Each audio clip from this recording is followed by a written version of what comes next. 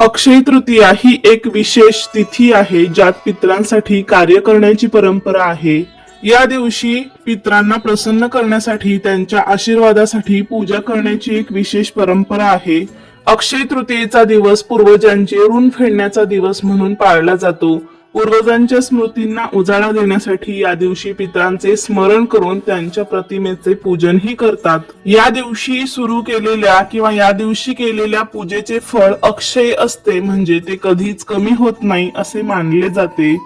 अनेक वेळा बऱ्याच जणांच्या पत्रिकेमध्ये पितृदोष सांगितला जातो आणि मग या दोषामुळे आपल्या कुटुंबाला, आपल्या परिवाराला बऱ्याच वेळी त्रास होतो, अतिशय दुःख होत असतं। आणि मग हा पितृदोष नाहीसा होण्यासाठी आपण अनेक प्रकारचे उपाय करत असतो, पितृतर्पण करत असतो, उपवास तापास करत असतो, तरी सुद्धा दोष हा कायमचा राहत असतो। मग हा दोष दूर करण्यासाठी आपल्याला आजच्या दिवशी म्हणजे अक्षय तृतीयेच्या दिवशी एक छोटासा उपाय करायचा आहे। हा उपाय केल्याने घरात सुख शांती नांदते, सगळ्यांना आयु आरोग्य मिळते आणि जे काही तुमची कामं होत नसतील ते कामही निर्विघ्नपणे पार पडतात। तर आज आपण अक्षय तृतीयेच्या दिवशी पितरांची पूजा अगदी विधिवतपणे कशी करायची ते मी तुम्हाला सांगणार आहे। तसेच मांडणी कशी करायची, पूजा कशी करायची अशी संपूर्ण माहिती तुम्हाला या व्हिडिओमध्ये मिळेल। त्यासाठी व्हिडिओ शेवटपर्यंत पहा। व्हिडिओ पाहता पाहता व्हिडिओला लाईक करा, चॅनलला सबस्क्राईब करा। लगेच व्हिडिओला सुरुवात करूया। तर सर्वात आधी आपल्याला पूजा मांडण्यासाठी एक पाट लागणार आहे। पाटावर तुम्ही कुठल्याही हलक्या रंगाचं वस्त्र टाकायचं आहे किंवा पांढऱ्या रंगाचं वस्त्र टाकलं तरीही चालू शकतं। आता ही पूजा कोणत्या दिशेला मांडायची, तर ही पूजा तुम्ही तसं तर कोणत्याही दिशेस मांडू शकता। दक्षिण दिशेला मांडली तरीही चालू शकते। दक्षिण दिशा ही यमाची दिशा असते, पितरांची असते, त्यामुळे दक्षिण दिशेला पण मांडू शकता किंवा कोणत्याही दिशेला मांडली तरीही चालेल, याला कोणतंही दिशेचं बंधन नाही। त्यासोबतच ही पूजा कधी करायची, तर सूर्य जेव्हा डोक्यावर येतो म्हणजे मध्यान्नाची जेव्हा वेळ असते 11:30 ते 2 वाजेपर्यंत किंवा साधारण 12-1 वाजता, तर तेव्हा आपल्याला ही पूजा करायची आहे आणि त्याच वेळेस पितराला नैवेद्य दाखवायचा आहे। तर पाटावरती वस्त्र टाकल्यावरती आपल्याला त्यावरती एक पत्रावळी ठेवायची आहे। पूर्वी पानांच्या पत्रावळी मिळायच्या, ती मिळाली तर अतिउत्तम, नसेल मिळाली तर तुमच्याकडे जी आहे ती तुम्ही ठेवू शकता। आणि त्या पत्रावळीमध्ये आपल्याला बऱ्यापैकी गहू घ्यायचे आहेत, कारण जेवढे गहू आपण घेणार आहे ते आपल्याला गोरगरिबांना दान करायचे आहे। त्यामुळे आपल्याला अन्नदानाचेही पुण्य लाभेल। त्यामुळे गहू घेताना थोडेसे जास्तीचेच गहू आपल्याला जास्त प्रमाणामध्ये घ्यायचे आहे। त्यानंतर आपल्याला लागणार आहे मातीची घागर किंवा मातीची कळशी। आता ज्यांच्या घरातील स्त्री गेलेली असेल त्यांनी फक्त केळीची पूजा करायची आहे, म्हणजे घागरीची, मातीच्या घागरीची। आणि ज्यांच्या घरातील फक्त पुरुष गेले असतील तर त्यांनी फक्त कराची पूजा करायची आहे, म्हणजे छोट्या घटाची, किंवा काही जण त्याला कळसा म्हणतात, मातीचा कळसा, छोटा घट। आणि ज्यांच्या घरातील स्त्री पुरुष दोघेही गेले असतील तर त्यांनी करा आणि केळी म्हणजे मातीचा कळसा आणि कळशी अशा दोन्हीचीही पूजा करायची आहे। तर आता आपण एक मातीची घागर घ्यायची आहे आणि त्यामध्ये स्वच्छ पाणी भरून घ्यायचं आहे, त्याला केळी म्हणतात। ती केळी आपल्याला त्या पत्रावळीमध्ये मधोमध गव्हामध्ये ठेवून द्यायची आहे। केळीमध्ये पाणी भरताना ते गळ्यापर्यंत येईल एवढं पाणी भरायचं आहे आणि त्या केळीला बाहेरील बाजून त्याच्या गळ्याशी आपल्याला यज्ञ कंकण म्हणजे रक्षासूत्र बांधून घ्यायचं आहे। या ठिकाणी तुम्ही 3, 5, 7, 9, 11 अशा संख्येमध्ये रक्षासूत्र गुंडाळायचं आहे। त्या कळशीमध्ये पाणी भरल्यावरती त्यामध्ये एक सुपारी आणि एक चांदीचं नाणं किंवा साधं नाणं टाकायचं आहे। त्यासोबतच त्यामध्ये थोड्या अक्षता आणि फूल टाकायचं आहे। बऱ्याच ठिकाणी आंब्याची डहाळी पण त्यामध्ये लावली जाते। ज्या ठिकाणी आंब्याची डहाळी लावण्याची पद्धत असेल त्यांनी लावायची आहे, बऱ्याच ठिकाणी नाही लावत, त्यांनी नाही लावली तरीही चालेल। शक्यतो आपल्याकडे पूर्वीपासून ज्या पद्धतीने केलं जातं तर तीच परंपरा आपल्याला चालवायची असते। तर शक्यतो तुम्ही तुमच्या पद्धतीनुसार करावं। माहित नसेल तर आपल्या घरातील मोठ्या वडीलधाऱ्या माणसांना विचारून तुम्ही त्या पद्धती करू शकता। त्यानंतर आपल्याला मातीचा छोटा कळसा घ्यायचा आहे, त्याला करा म्हणतात। तर त्या कराला पण आपल्याला गळ्याशी 3, 5, 7, 9, 11 अशा विषम संख्येमध्ये रक्षासूत्र गुंडाळून घ्यायचं आहे। त्यानंतर आपल्याला तो करा त्या मोठ्या केळीवरती ठेवून द्यायचा आहे आणि त्या करामध्ये आपल्याला थोडेसे तांदूळ आणि काळे तीळ टाकायचे आहेत, कारण पितरांची पूजा करताना शक्यतो काळे तीळ आणि तांदळाचा वापर केला जातो। तर हा करा आपल्याला केळीवरती ठेवायचा आहे, किंवा काही जण केळीच्या बाजूला पण ठेवतात, तर तसं केलं तरीही चालेल। पाटाच्या बाजूने आपल्याला थोडीशी रांगोळी काढून घ्यायची आहे, कारण आपण पितरांना पण देव म्हणतो, पितृ देवो भव। तर असं करा केळी मांडून घेतल्यावरती आपल्याला पूजा करायची आहे। सर्वात आधी आपण कराला आणि केळीला गंध लावायचा आहे। आपण नेहमी कलशाची पूजा करताना गंधाची खालून वरती बोटे ओढतो आणि पितरांची पूजा करताना मात्र आपल्याला वरून खाली बोटे ओढायची आहेत। आधी आपण केळीला गंध लावायचा आहे, गंधाची बोटं लावायची आहेत।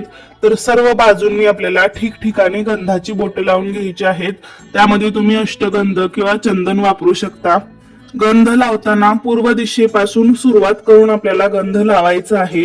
त्या गंधावरती पण तुम्ही थोडेसे काळे तीळ आणि तांदूळ लावायचे आहेत आणि कराला पण गंध लावायचा आहे। अगदी त्याच पद्धतीने वरून आपल्याला गंधाची बोटे उडून घ्यायची आहेत, वरून खाली। आणि त्यानंतर वरच्या करामध्ये म्हणजे वरचा जो छोटा कुंभ आहे त्या कुंभामध्ये आपल्याला आंबा ठेवायचा आहे। काही ठिकाणी सांजोऱ्या तर काही ठिकाणी खरबूज पण त्यावरती ठेवले जाते। तुमच्याकडे ज्या पद्धतीने पूजा केली जाते त्याच पद्धतीने पूजा करावी, पण बऱ्याच ठिकाणी आंबा ठेवण्याची पद्धत आहे आणि आंब्याचंच पूजन अक्षय तृतीयेला केलं जातं। तर अशा प्रकारे आपण जे दोन्ही घट भरलेले आहेत तर त्याचं स्वरूप असं मानलं जातं की घटाच्या खालचे जे धान्य आहे ते ब्रह्माचे स्वरूप मानले जाते, घटाचा मधला कुंभ म्हणजे विष्णूचे प्रतीक मानले जाते आणि घटाचा वरचा जो छोटा कुंभ म्हणजे शंकराचे प्रतीक मानले जाते। असे आपल्याला त्रिदलाचे पूजन करायचे आहे। त्यानंतर त्या घटाला हार घालायचा आहे, धूपदीप ओवाळायचा आहे आणि त्या घटाची पण आपल्याला पूजा करायची आहे। गुरुर ब्रह्मा गुरुर विष्णू गुरुर देव महेश्वरा गुरुर साक्षात परब्रह्म तस्मै श्री गुरुवे नमः असे म्हणून घटाला नमस्कार करायचा आहे। आपण त्या घटासमोर जो दिवा लावणार आहोत तर तो दिवा आपल्याला एकच वातीचा लावायचा आहे, म्हणजे सिंगल वातीचा। या ठिकाणी पितरांची कुठलीही पूजा करताना आपल्याला एक वातीचा दिवा लावायचा असतो। पूजा झाल्यानंतर मग पितरांचे स्मरण करून आपल्याला त्या घटासमोर नैवेद्य दाखवायचा आहे। या नैवेद्यामध्ये आमरस, पुरणपोळी, वरण भात या दिवशी आवर्जून केला जातो, तर त्याचा नैवेद्य आपल्याला दाखवायचा आहे। तसेच घटाच्या समोर आपल्याला एक आंबा पण ठेवायचा आहे। या दिवशी आंब्याचा हे नैवेद्य आपण दाखवू शकतो आणि त्यानंतर आपण आंबे खाण्याची सुरुवात करू शकतो, अशी प्रथा आहे। म्हणजे घरातल्या कोणातरी एका मोठ्या व्यक्तीने अक्षय तृतीया झाल्याशिवाय म्हणजे आपल्या पितरांना नैवेद्य दाखवल्याशिवाय आंबा खाल्ला जात नाही। अक्षय तृतीया झाल्यानंतर मग आंबे खाल्ले जातात। बऱ्याच ठिकाणी ना त्या घटाच्या समोर कोरडा शिधा पण ठेवला जातो। जशी तुमच्याकडे पद्धत असेल त्यानुसार तुम्ही करू शकता। त्यामध्ये डाळ, गूळ, तांदूळ अशा प्रकारे शिधा ठेवला जातो, तर तो सुद्धा तुम्ही ठेवायचा आहे। मग अशी सर्व पूजा झाल्यानंतर आपल्याला पितरांचे स्मरण करायचं आहे आणि मनातल्या मनामध्ये प्रार्थना करायची आहे की आमच्याकडून काही चूक झाली असेल, आमच्याकडून तुमचे काही करायचे राहिले असेल तर आम्हाला माफ करा आणि जे काही करायचं राहिले असेल ते आमच्याकडून करून घ्या। तुम्हाला शांती, मुक्ती, सद्गती, मोक्ष प्राप्त होऊ दे आणि त्यासाठी आवश्यक अशा गोष्टी आमच्याकडून करून घ्या, अशी आपल्याला मनामध्ये प्रार्थना करायची आहे। तर अशा प्रकारे ही पूजा आपल्याला मध्यान्ह काळामध्ये करायची आहे, म्हणजे 11:30, 12, 12:30, 1, 2 वाजेपर्यंत तुम्ही करू शकता आणि त्यावेळेस पितराला नैवेद्य दाखवायचा आहे। जो नैवेद्य घटासमोर ठेवणार आहे तो नैवेद्य आपल्याला कावळ्याला वरती ठेवायचा आहे, आपल्या टेरेस वरती किंवा घराच्या वरती तुम्ही कुठेही ठेवू शकता। तो नैवेद्य आपल्याला कावळ्याला ठेवायचा आहे आणि जरी नाही कावळ्याने खाल्ला तरी तुम्ही कुत्र्याला देऊ शकता, गाईला देऊ शकता। तुमच्या घरामध्ये एखादी सवाष्ण स्त्री गेलेली असेल तर या दिवशी तुम्ही एखादी स्त्री तिच्या नावाने जेव घालू शकता, किंवा पुरुष गेला असेल तर त्याच्या नावाने एखादा पुरुष तुम्ही जेव घालू शकता आणि स्त्री पुरुष दोघेही गेले असतील तर मग एखाद्या जोडप्याला त्यांच्या नावाने जेव घातले जाते आणि त्यानंतर मग हे उदक कुंभ पत्रावळीसह उचलून एखाद्या गोरगरिबाला दान करावे किंवा ब्राह्मणास ही दान करता येते। उदक कुंभाचे दान करताना आपल्याला अक्षय तृतीये दिवशीच दान करायचं आहे। या दिवशी दानाचं खूप मोठं महत्व आहे आणि या दिवसामध्ये ना उन्हाळा फार कडक असल्यामुळे तुम्ही पितरांसाठी छत्री, चप्पल, माठ अशा आवश्यक गोष्टी सुद्धा तुम्ही गोरगरिबांना दान करू शकता, जे आपण आजच्या दिवशी करणार आहोत म्हणजे अक्षय तृतीयेच्या दिवशी ती आपल्या पितरांना मिळत असते. त्यामुळे आपले पित्र संतुष्ट होतात, तृप्त होतात, त्यांचे उन्हापासून संरक्षण होते आणि त्यामुळे आपले पित्र तृप्त होऊन आपल्याला भरभरून आशीर्वाद देतात. जर पितृदोष असल्यास या दिवशी पितृपूजा केल्याने तो दूर होतो. पितरांचे आशीर्वाद आपल्याला मिळतात, घरामध्ये सुख समृद्धी येते. या दिवशी आपल्याला पितरांचे स्मरण करून त्यांना आदराने वंदन करायचं आहे, त्यांच्यासाठी प्रार्थना करायची आहे.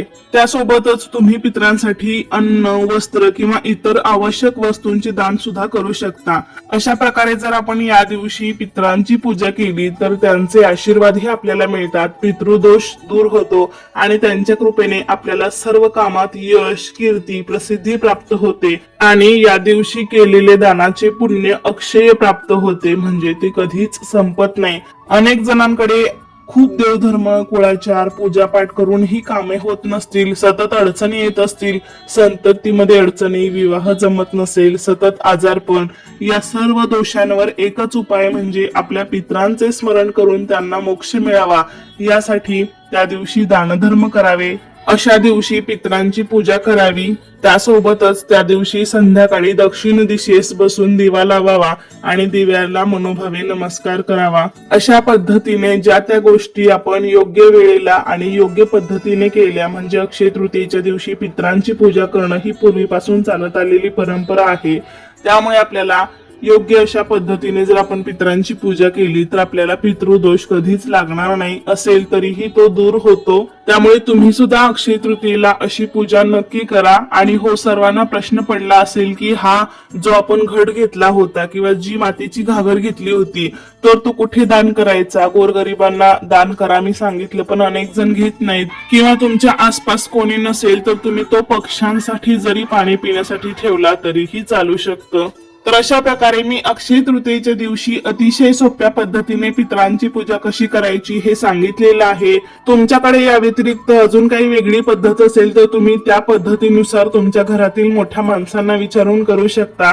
तर कसा वाटला तुम्हाला आजचा व्हिडिओ मला नक्की सांगा. आवडला असेल तर लाईक करा, जास्तीत जास्त लोकांपर्यंत शेअर करा आणि असे छान व्हिडिओज पाहण्यासाठी आजच आपल्या अन्वीज मराठी कॉर्नर या चॅनलला सबस्क्राईब करा. धन्यवाद.